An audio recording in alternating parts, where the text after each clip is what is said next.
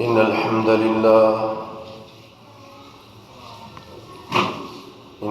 لله نحمده ونستعينه ونستغفره ونعوذ بالله من شرور أنفسنا ومن سيئات أعمالنا من يهده الله فلا مضل له ومن يضلل فلا هادي له وأشهد أن لا إله إلا الله وحده لا شريك له وأشهد أن محمدا عبده ورسوله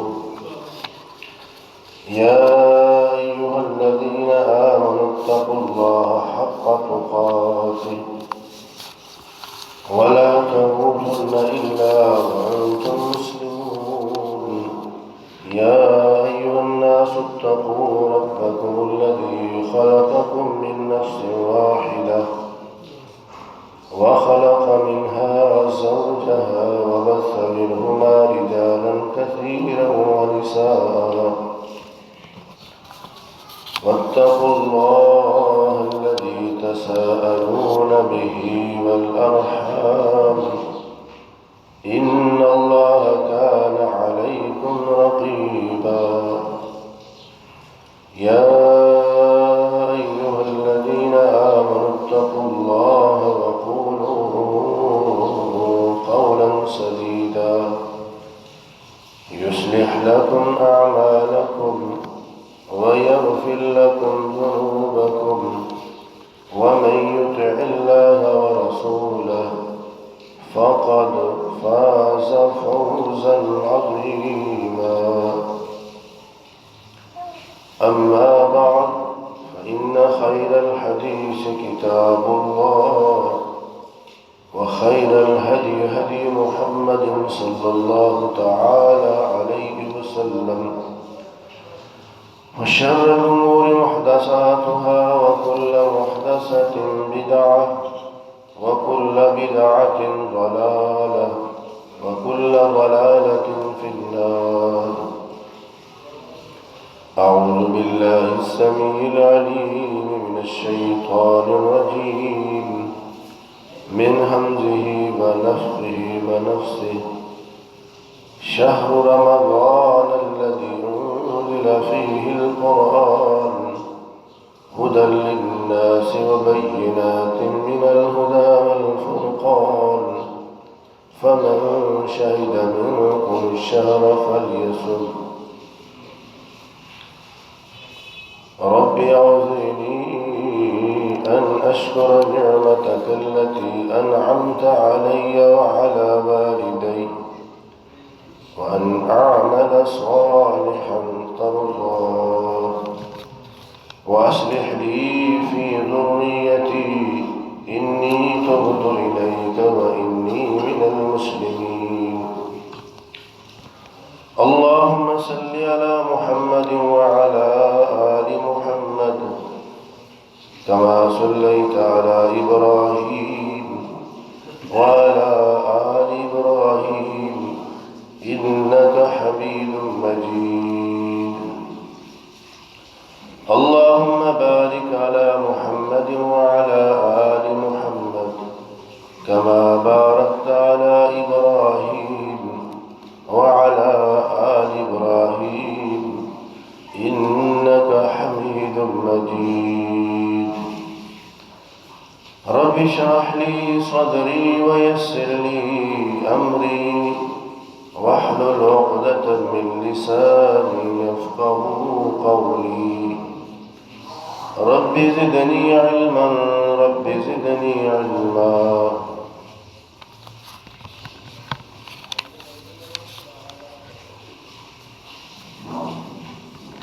رمضان کا مہینہ وہ مہینہ ہے جس میں اللہ رب العالمین نے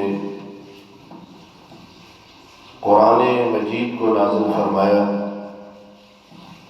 وہ قرآن لوگوں کے لیے سراسر ہدایت ہے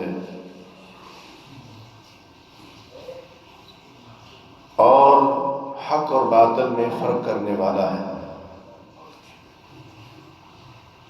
اور اس قرآن کے اندر ہدایت کے واضح دلائل ہیں، معجزات ہیں، دلیلیں ہیں، آیات ہیں، قصص ہیں، واقعات ہیں۔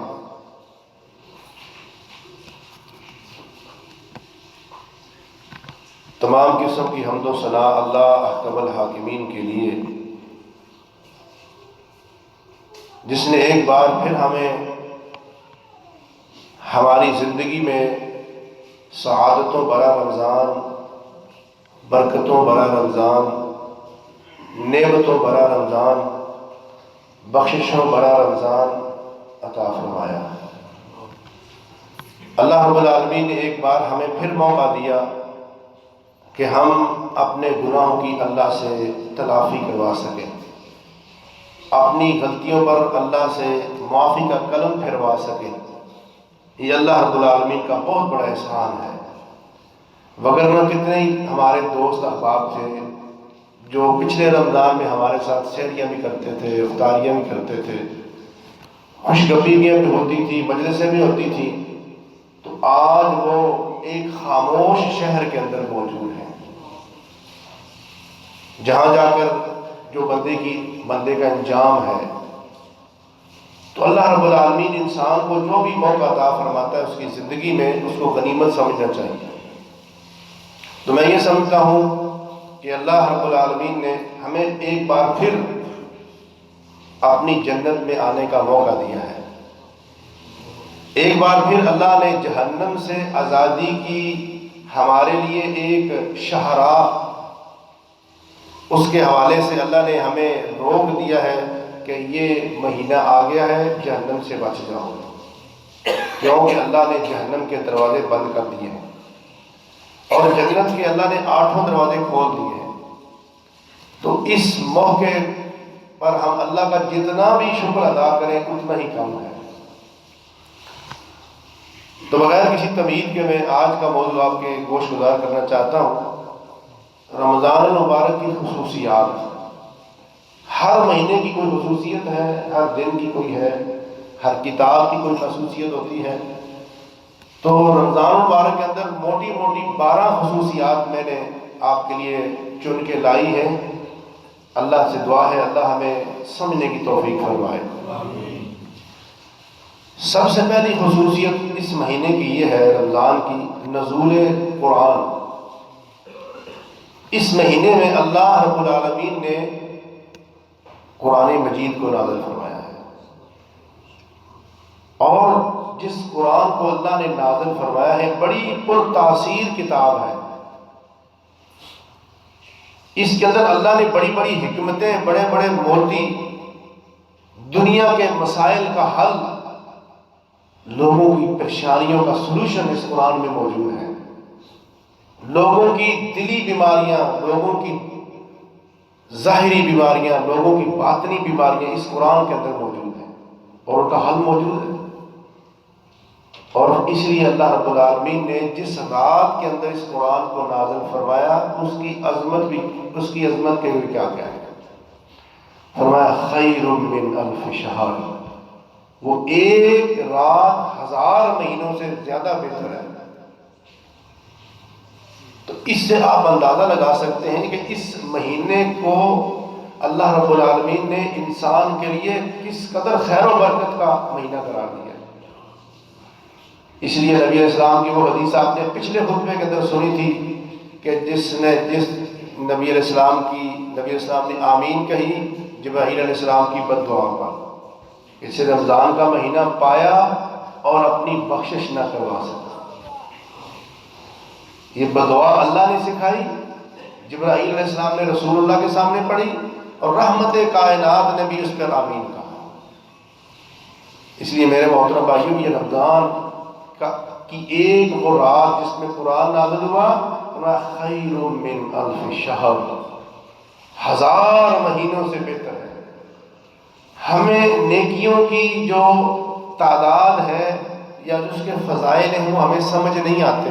میں اس کو ایک اور انداز میں سمجھاتا ہوں۔ اگر کسی بندے سے یہ بات کہی جائے کہ اگر آپ فلاں دن مزدوری کریں گے، فلاں دن دن آپ فلاں مہینے کی فلاں رات مزدوری کریں گے تو آپ کو 1000 دنوں کی مزدوری ملے گی. کتنے لوگ پیچھے رہیں گے؟ کتنے مزدور پیچھے رہیں گے؟ کیونکہ ہم مادہ پرست ہیں نا. مادیت کی بات ہمیں سمجھ آتی ہے، روحانیت کی بات سمجھ نہیں آتی. میڈیا کی بات ہمیں سمجھ آتی ہے، قرآن کی بات ہمیں سمجھ نہیں آتی.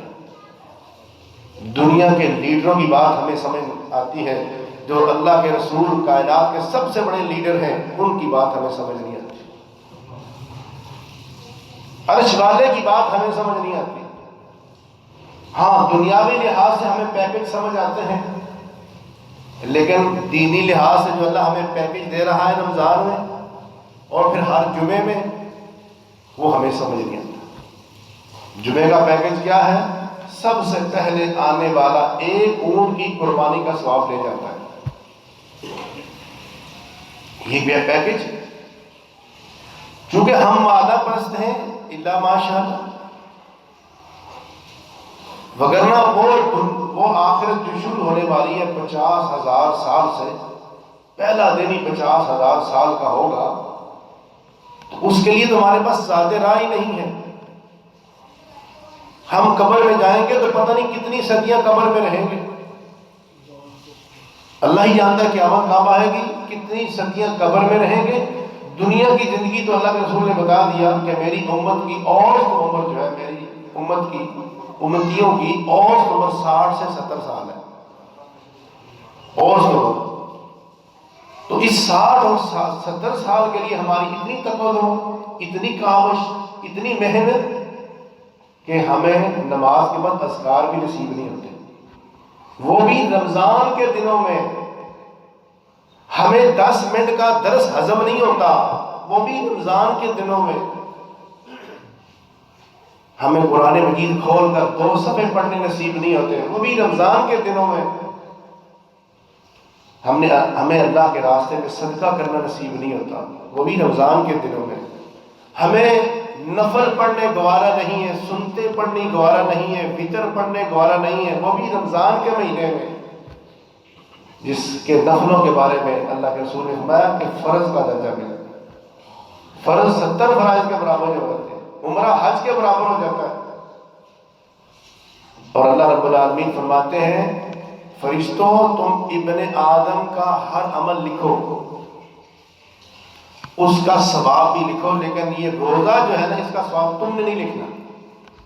تمہارے پاس وہ گنتی نہیں ہے، تمہارے پاس وہ پیمانہ ہی نہیں ہے کہ اس بندے نے میرے لیے بھوکا رہا ہے، پیاسا رہا ہے، اپنی خواہشات کو جکڑ کے رکھا ہے، اپنی جنسی خواہشات کو، اپنے کھانے کی خواہشات کو، ساری خواہشات اس نے کلچ ڈال کے رکھا ہے.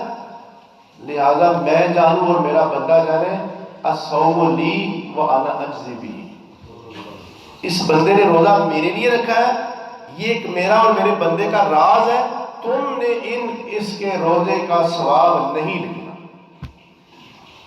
یہ ان دنوں کی بات ہے کہ جن دنوں کے اندر ہم نفل کا اہتمام نہیں، تراویح کا اہتمام نہیں. تلاوت کرنی بھی ضروری ہے.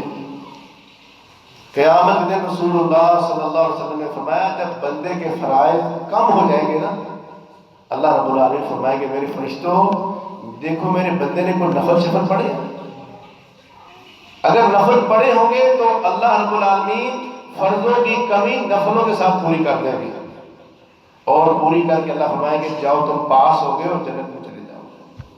اگر ہم قیامت والے دن ہمارے فرائض کا وہ معیار نہیں، ہماری نماز کا وہ معیار نہیں، ہمارے رکوع کا وہ معیار نہیں، ہمارے قیام کا وہ معیار نہیں جو صحابہ کرام کی رکوع، سجدے اور قیام کا معیار تھا، اگر وہ تہجد پڑھتے تھے، اگر وہ اشراق کا اہتمام کرتے تھے، اگر وہ جناب نوافل پڑھتے تھے، تو ہم کس بات کی بولی ہیں؟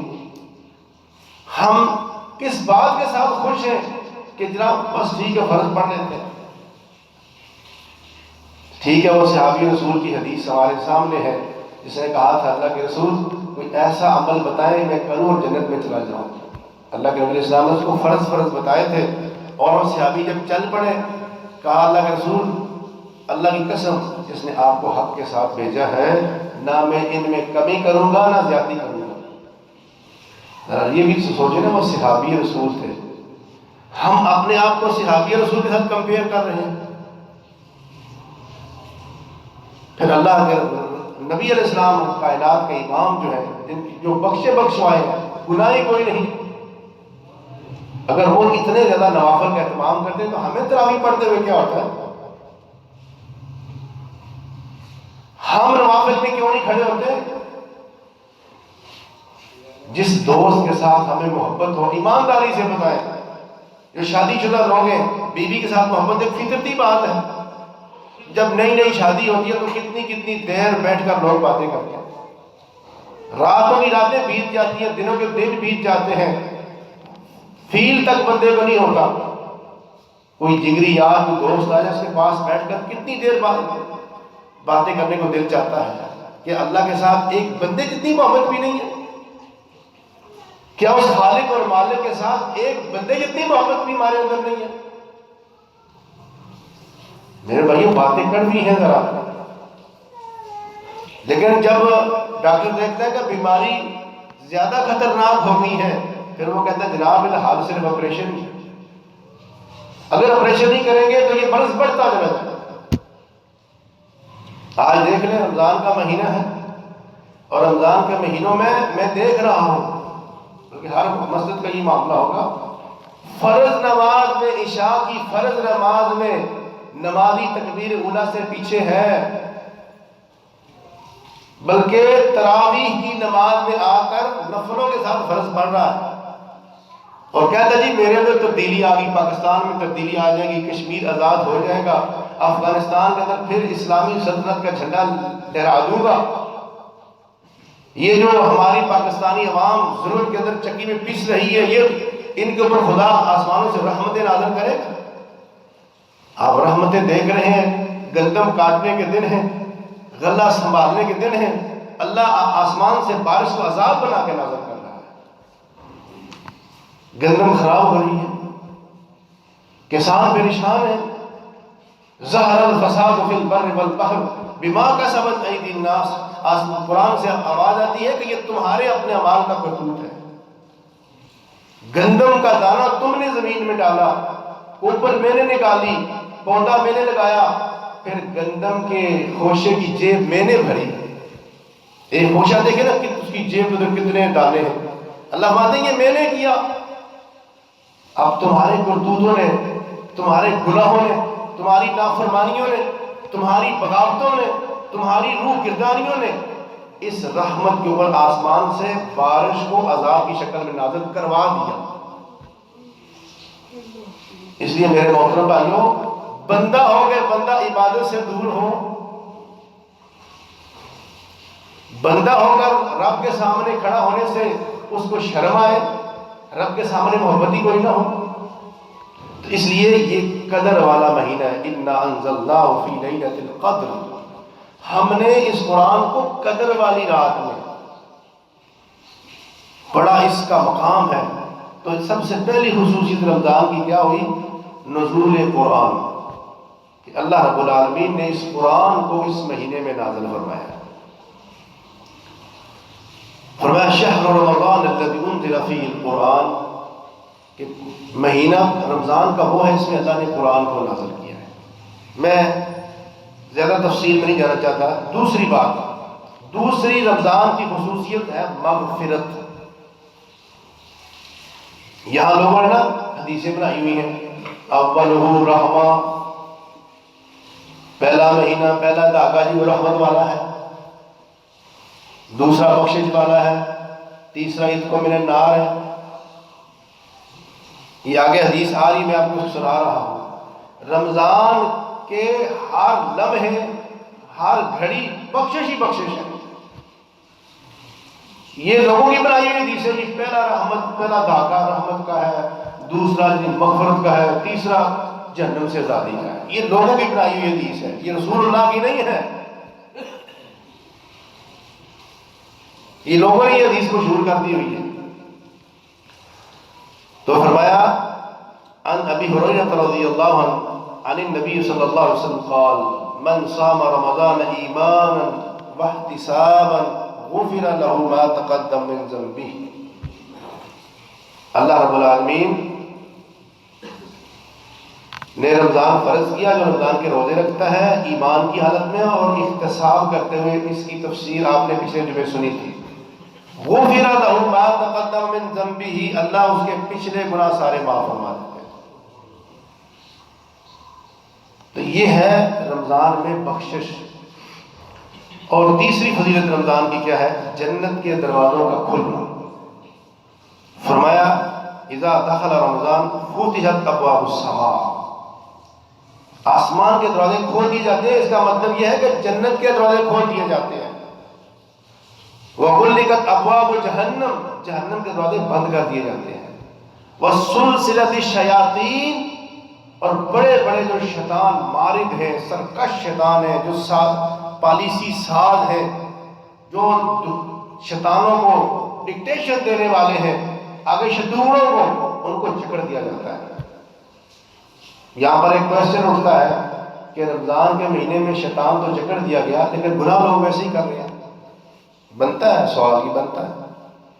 رمضان کے مہینے میں شیطان جکڑ دیا تو گناہ لوگ پھر بھی کر رہے ہیں. اس کی کیا وجہ ہے؟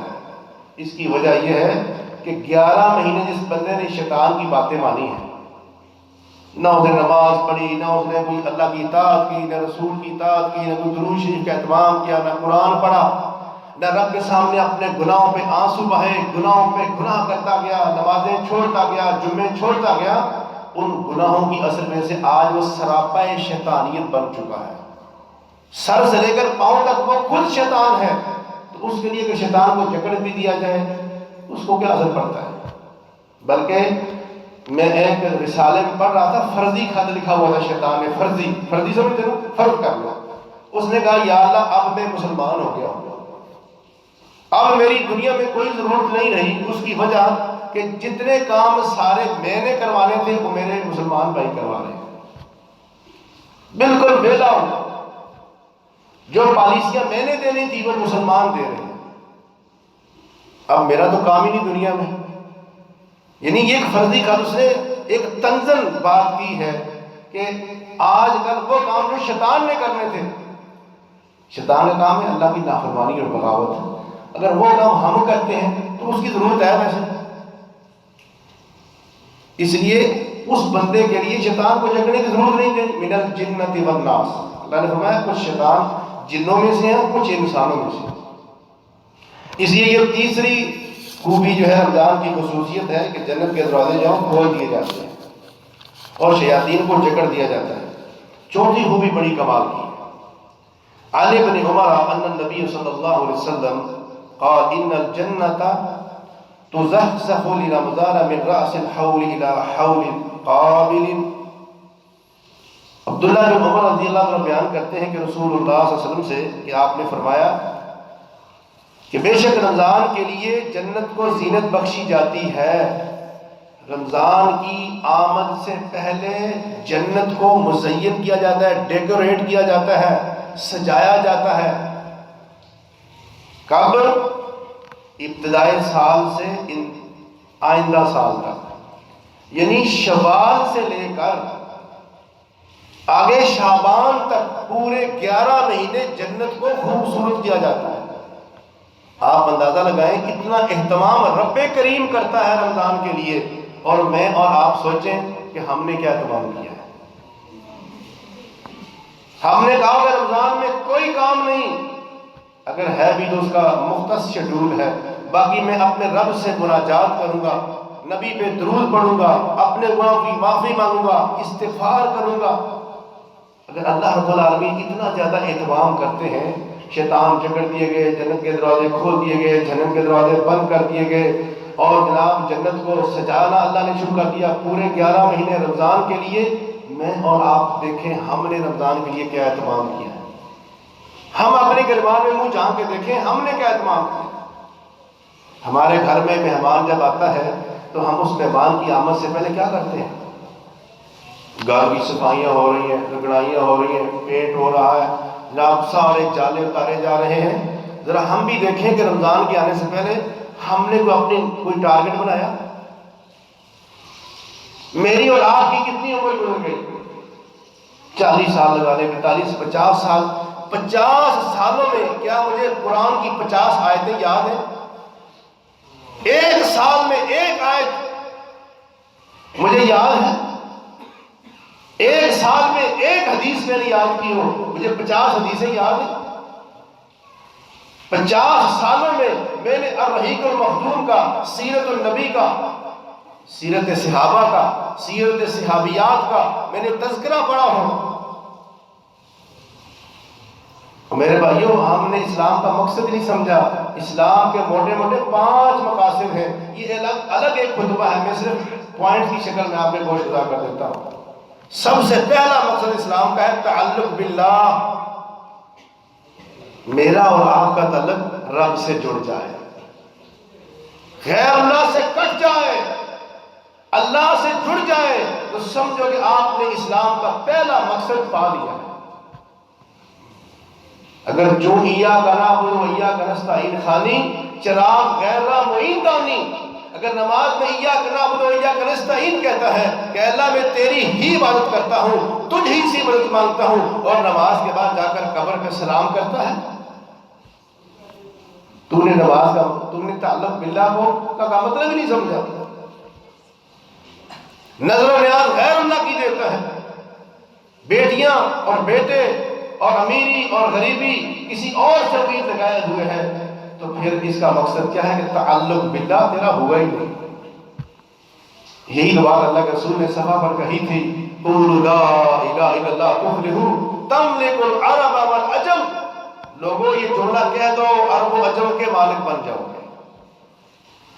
غیر اللہ سے تعلق توڑ کر اللہ سے تعلق جوڑ دو، عرش والے سے تعلق جوڑ لو، فرش والوں سے تعلق کاٹ دو۔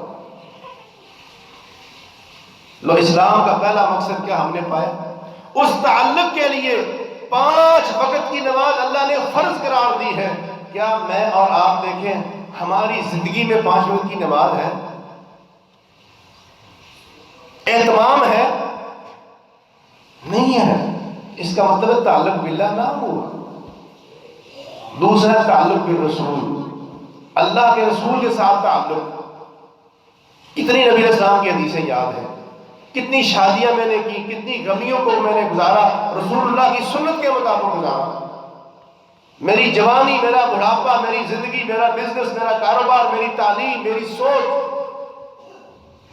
میری ہمسائیگی، میرا والد ہونا، میرا شوہر ہونا، میرا بیوی ہونا، میری ماں ہونا، بیٹی ہونا، کیا میں نے اللہ کے رسول کی تعلیمات کے مطابق گزارنے کی کوشش کی؟ کیا میرا اللہ کے رسول کے ساتھ تعلق ہے؟ اگر ہے تو الحمدللہ، نہیں تو آج بھی موقع ہے۔ تیسرا تعلق بالقرآن، جو بات میں کہہ رہا تھا، قرآن کے ساتھ تعلق، یہ تیسرا اسلام کا مقصد ہے۔ 50 سال گزر گئے، کیا مجھے 50 آیتیں یاد ہیں؟ 30 سال گزر گئے، کیا مجھے 30 آیتیں یاد ہیں؟ 30 آیتوں کا ترجمہ پڑھا ہے؟ یا مجھے 30 صبح شام کی دعائیں یاد ہوں، ذکر و اذکار، صبح شام کے اذکار یاد ہوں، اور میں اس پہ اہتمام کرتا ہوں، بچوں کو بتاتا ہوں؟ کیا اس پر میری زندگی ہے؟ میرے بھائی غور کر لیں، تعلق بالقرآن کیا ہے؟ تراویح نہ پڑھنا، تراویح نہ پڑھنا، یہ کیا ہے؟ یہ تعلق بالقرآن ہے کہ قرآن سے تعلق نہیں ہے؟ حافظ صاحب مسلے پر کھڑے ہو کر ڈوبی بجاتے ہیں، نعوذ باللہ، اللہ کا کلام پڑھتے ہیں، قرآن پڑھتے ہیں۔ یہ قرآن وہ کتاب ہے، جب قرآن کی تلاوت فرش پر ہوتی ہے تو عرش سے فرشتے اتر آتے ہیں، تو بھاگ کون جاتے ہیں؟ مجھے معاف کیجیے گا، بھاگتے کون ہیں؟ قرآن جب پڑھا جاتا ہے، جس جگہ قرآن کی تلاوت ہوتی ہے، وہ جگہ جگمگانا شروع ہو جاتی ہے۔ میں نہیں کہہ رہا، محمد رسول اللہ خود فرماتے ہیں، لوگوں جہاں قرآن پڑھا جاتا ہے، سیکھا جاتا ہے، سکھایا جاتا ہے، وہ دفتر، وہ مسجد، وہ مدرسہ، وہ چھت، وہ گھر، وہ بیٹھک، جہاں قرآن کی مجلس ہوتی ہے، آسمان والوں کو وہ جگہ اس طرح چمکتی ہوئی نظر آتی ہے جس طرح فرش والوں کو عرش پہ آسمان پہ ٹمٹماتے ستارے نظر آتے ہیں۔ فرشتے تو آسمان کی بلندیاں چھوڑ کر زمین کی پستیوں پہ آ جائیں اور ہم پیچھے سے بھاگ جائیں، فیصلہ خود کرنا ہے۔ مسجد میں بیٹھے ہیں، رمضان کا مہینہ ہے، جو قرآن سننے سے بھاگتا ہے، بتاؤ کون ہے؟ قرآن نے اشارہ کر دیا، میں آیت پڑھ دیتا ہوں۔ مشکین مکہ کہتے تھے لا تسمعوا لهذا القرآن والغوا فيه لعلكم تغلبون، جب قرآن پڑھا جائے شور کرو، قرآن پڑھا جائے تو شور کرو۔ اور ہم کیا کرتے ہیں؟ ہم بھی کوئی چار ہاتھ قریب ہی ہیں۔ اور میرے محترم بھائیوں، تعلق بالقرآن یہ قرآن کا اسلام کا تیسرا مقصد ہے۔ چوتھا ہے اتحاد امت۔ ہم نے اسلام کیوں قبول کیا؟ کہ ہم ایک واعتصموا بحبل اللہ جميعا ولا تفرقوا، کوئی فرقہ نہیں، حرم پاک بھی، اللہ بھی، قرآن بھی، یہ کچھ بڑی بات تھی جو ہوتے مسلمان بھی ہیں۔ اقبال نے یہی بات کہی ہے۔ تو قرآن اسلام کا جو چوتھا مقصد ہے وہ اتحاد امت ہے، اور پانچواں اور آخری مقصد ہے انقلاب۔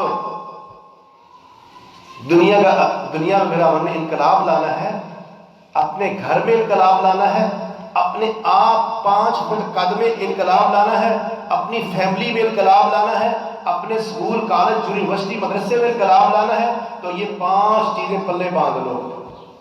رب کے ساتھ تعلق کمال کا، رسول کے ساتھ تعلق انتہا کا، قرآن کے ساتھ شغف کمال کا، اور پھر سب ایک مٹھی ہوگا، اتحاد کے ساتھ، اتفاق کے ساتھ، محبت کے ساتھ، شفقت کے ساتھ مل کر اس دین کے کام کو کریں، پھر دنیا میں آئے گا انقلاب۔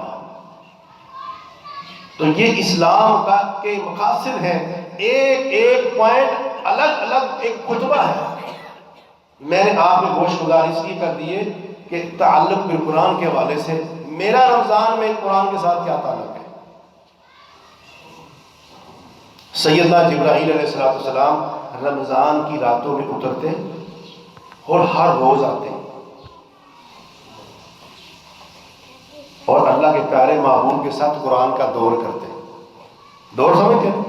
سیدنا جبرائیل علیہ السلام کائنات کے امام کو سپارہ سناتے، کائنات کے امام محسن انسانیت سپارہ جبرائیل کو سناتے، اور قرآن فرشتوں کا سردار آسمانوں کی بلندیاں چھوڑ کر زمینوں اور آسمانوں کے سردار کے پاس آ کر قرآن کا دور کریں، اور میں فرض نماز کے اندر بھی حاضر نہ ہوں۔ اپنی ہی اداؤں میں غور کرو، اگر ہم عرض کریں گے تو شکایت ہوگی۔ اللہ نے آج تک اس قوم کی حالت نہیں بدلی جس قوم کو آپ اپنی حالت بدلنے کا خیال نہ ہو۔ اللہ تعالیٰ نے گھسیٹ کر یہاں کھڑا نہیں کرنا، اللہ نے تماچے مار کے نمازیں نہیں پڑھانی، اللہ نے کان پکڑا کے لتر نہیں مارنے۔ اللہ اس طرح کبھی کرونا کی وبا لگا کر، کبھی آسمان سے بے موسمی بارشیں برسا کر، کبھی مہنگائی کے، کبھی بے حیائی کے، کبھی اور دوسرے قتل و غارت کے اور افراتفری کے، اس طرح کے نظام لا کر اللہ ہمیں سمجھانا چاہتا ہے کہ تم بڑا عذاب آنے سے پہلے چھوٹے چھوٹے عذاب تمہیں دے رہا ہوں، بچ جاؤ، یوں ٹرن لے لو، پلٹ آؤ، اللہ کی طرف پلٹ آؤ، اللہ کی رحمت کی طرف پلٹ آؤ۔ اللہ وارننگ دے رہے ہیں۔ تو میرے محترم بھائیوں، تو رمضان کے مہینے میں جنت کو سجایا جاتا ہے، اور ہم دیکھیں کہ ہماری حالت کیا ہے، ہم کیا اہتمام کرتے ہیں۔ 5ویں خصوصیت، حوریں دعا کرتی ہیں۔ جنت کے اندر حوروں کی دعا، مشکات شریف بہقی فی شعب ایمان کے اندر یہ حدیث موجود ہے۔ میں اللہ کے رسول السلام کی حدیث کو آپ کے سامنے رکھتا ہوں۔ قال فَإِذَا كَانَ أَوَّلُ يَوْمٍ مِّن رَمَضَانَ، جب رمضان شریف کا پہلا دن ہوتا ہے، حبت ریح تحت العرش، اللہ کے عرش عظیم کے نیچے سے ایک ہوا چلتی ہے، من ورق الجنہ، جنت کے درختوں کے پتوں کو سرسراتی ہوئی، علی الحور العین، موٹی موٹی آنکھوں والی جو حوریں ہیں ان کو جا کر چھوتی ہے، فَيَقُلْنَ يَا رَبِّ اجْعَلْ لَنَا مِنْ عِبَادِكَ أَزْوَاجًا، تو حوریں یہ سمجھتی ہیں کہ یہ خاص ہوا ہے، یہ رمضان کے مہینے کی وہ اسپیشل اللہ تعالیٰ نے ہوا چلائی ہے، تو وہ دعا کرتی ہے۔ دعا کیا ہے؟ یا رب اجعل لنا من عبادک ازواجا، اے ہمارے رب تو نے ہمیں پیدا کیا ہے اور ہمارے لیے اپنے بندوں میں سے جوڑے بھی بنا دے۔ یا رب اجعل لنا من عبادک ازواجا تقر بہم اعیننا، تقر بہم، ٹھنڈی ہو جائیں، بہم، اس ہمارے خاوند کے ساتھ، خاوندوں سے، اعیننا، ہماری آنکھیں۔ قرآن نے دعا سکھائی ہے نا کہ اپنے بیوی کے لیے دعا، اپنے بچوں کے لیے دعا، ربنا هب لنا من ازواجنا وذریاتنا قرۃ اعین، یا اللہ ہماری ان اولادوں کو، یا اللہ ہماری بیویوں کو ہماری آنکھوں کی ٹھنڈک بنا۔ قرآن میں اللہ نے یہ دعا سکھائی ہے، اور حوریں بھی یہی کہہ رہی ہیں، تقر بہم اعیننا، یا اللہ ان ہمارے خاوندوں کے ساتھ ہماری آنکھوں کو ٹھنڈک نصیب فرما، وَتَقِرُّ أَعْيُنُهُمْ بِنَا، اور ان کو ہمارے ساتھ ان کی آنکھوں، ہم کو ٹھنڈک بنا دے، ہم کو ان کے لیے ٹھنڈک بنا دے ان کی آنکھوں کی، اور ان کو ہماری آنکھوں کی ٹھنڈک بنا دے۔ یہ دعا کون کر رہی ہے؟ حوریں۔ کس کے لیے؟ من عبادک، یہ ہے اصل پوائنٹ، عبادک، جو تیرے بندے ہیں۔ بندہ ہو اور بندہ تو عبادت نہ کرے، بندہ ہو کے رب کی عبادت نہ کرے، آپ بتائیں پھر حوریں دعا کر رہی ہیں اس کے لیے۔ ہم جب اپنی بہن بیٹی، اپنی عزیزہ کا رشتہ کرتے ہیں تو کسی چرسی کے ساتھ، کسی حفیمی کے ساتھ، کسی پوڈری کے ساتھ، کسی زانی کے ساتھ، کسی بدکار کے ساتھ، کسی شرابی کے ساتھ ہم نہیں کرتے۔ اللہ رب العالمین کیا اپنی حوروں کا نکاح بے نمازیوں سے کر دے گا؟ شرابیوں سے کرے گا؟ زانیوں سے، بدکاروں سے، نافرمانوں سے، ماں باپ کے نافرمان، رسول کے نافرمان، قرآن کے نافرمان، دین کے نافرمان، سرکش اور باغیوں سے کیا اللہ اپنی حوروں کو بیاہ دے گا؟ اور حوریں بھی یہی دعا کرتی ہیں، یا اللہ بندہ چنگا، عبادک، تیرے سامنے رکوع کرنے والا، سجدہ کرنے والا، قیام کرنے والا، اپنی مرضی نہ کرنے والا۔ یہ حوروں کی دعا ہے، مشکات شریف ہے، بہقی فی شعب ایمان کے اندر یہ حدیث موجود ہے۔ تو یہ میرے بھائیوں 5ویں خصوصیت ہے۔ تو اس کے ضمن میں ایک جملہ میں کہتا ہوں، اگر خواتین چاہتی ہیں کہ ان کے شوہر فرشتہ صفت ہوں، یہ جملہ غور سے سنیں، دونوں کے لیے ہے، اگر خواتین چاہتی ہیں کہ ان کے شوہر فرشتہ صفت ہوں تو پہلے گھر کو جنت بنائیں۔ خواتین چاہتی ہیں جو شوہروں والی ہیں کہ ہمارا بندہ فرشتہ بن جائے تو پہلے گھر کو جنت بنائیں۔ کیوں؟ فرشتے دوزخ میں نہیں رہ سکتے۔ سمجھ آ رہی ہے نا؟ فرشتے دوزخ میں نہیں رہ سکتے۔ اور اگلی بات مردوں کے لیے ہے، اور اگر مرد چاہتے ہیں کہ ان کو حوریں بطور بیویاں ملیں تو پہلے خود کو انسان بنائیں، کیونکہ حوریں شیطانوں کو نہیں ملا کرتی۔ کو بات سمجھ آئی؟ یہ دونوں کے لیے جملہ میں اس کے ضمن میں کہہ رہا ہوں۔ تو میرے بھائیوں، اگر حوریں دعا کرتی ہیں کہ یا اللہ تیرے بندے ہیں ان کو ہمارا خامد بنا، تو جو بندے نہیں ہیں، کہتے ہیں نا پنجاب میں بندہ بڑا ہے، بندہ تو بندہ ہی ہوتا ہے، لیکن کیا بندے نے پترانے کام کر، اللہ کی بات مان، رسول کی بات مان، اللہ کی اطاعت کر، رسول کی اطاعت کر، اپنی مرضی نہ کر۔ تو حوریں بھی یہی دعا کرتی ہیں۔ اور چھٹی خوبی یہ ہے، صدائے الہی، صدائے الہی بلند ہوتی ہے ہر روز۔ جیسے کہ پیچھے میں نے کہا نا کہ پہلے داخلہ رحمت کا ہے، دوسرا مغفرت، تیسرا بخشش کا، اتق من النار، لیکن یہ حدیث جامع ترمذی کی سنیں۔ فرمایا وہ ینادی منادن یا باغی الخیر اقبل و یا باغی الشر اقصر وللہ متقا من النار وذالک کل لیلہ. ایک آواز لگانے والا فرشتہ آواز لگاتا ہے، اے نیکیاں کرنے والے اور نیکی کی طرف بڑھ، اور رغبت کر اور شوق کر، قرآن پڑھنے والے اور زیادہ کر، رکوع سجدے کرنے والے اور اہتمام سے نماز پڑھ اور تراویح پڑھ. اور کہتا ہے یا باغی الشر، اے وہ آدمی جو گناہ کرنے والا ہے، اکثر، اور رمضان میں تو باز آ جا، اکثر رمضان میں تو باز آ جا. اور کئی ہمارے روزہ رکھنے والے روزے دار سگریٹ کے ساتھ افطاری کرتے ہیں. آپ بتائیں اس روزے دار کو 15-16 گھنٹے روزے کا کوئی فائدہ ہوگا؟ سارا دن اللہ کے کہنے پر حلال چیزیں اپنے لیے حرام کیے رکھی، اور جب افطاری کا وقت ہوا تو حرام کو حلال کرا دیا. جب افطاری کا وقت ہوا تو حرام کو اللہ اپنے لیے حلال کرا دیا. اور میرے بھائیوں، اپنی خواہشات میں جب تک چھری نہیں پھیریں گے عبادت کا مزہ نہیں آئے گا. عبادت کا مزہ تو یہ ہے سیدنا ابراہیم علیہ السلام کی طرح اللہ کے حکم پر اپنے لخت جگر کے گلے پر چھری چلا دے،